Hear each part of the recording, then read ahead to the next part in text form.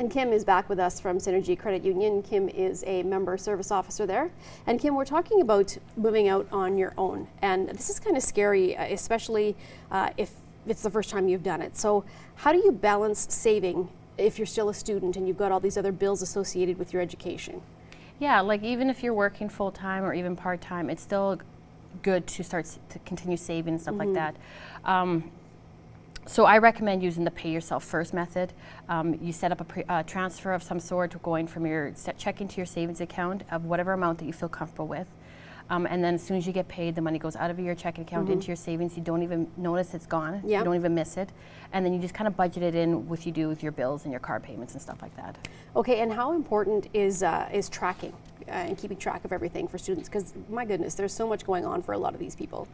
Yeah, we always recommend being on top of your finances. So Synergy and other FIs have sophisticated tools out there like personal financial management, where you want to keep track of where your money is going and how you're able to spend. But the biggest thing is just continue budgeting.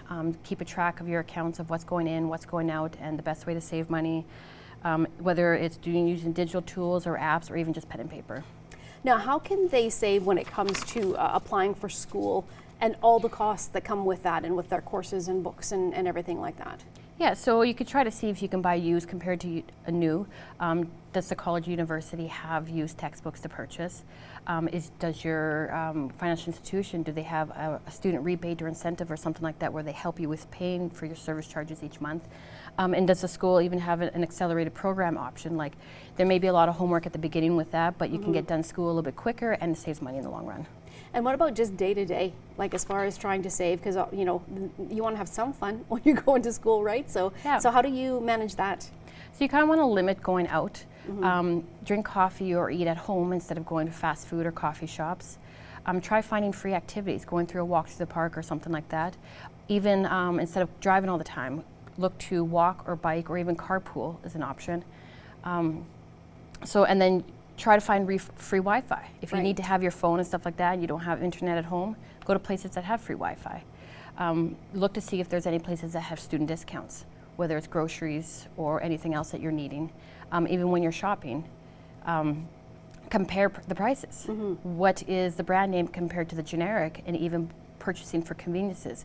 Is it better to buy a block of cheese than it is to buy shredded cheese? Those are all a bunch of options that you want to keep into consideration to save money.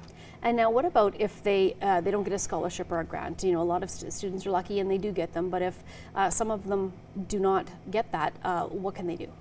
So if you're not able to get one, then there is a student loan option, whether it's through your financial institution or through the Government of Canada.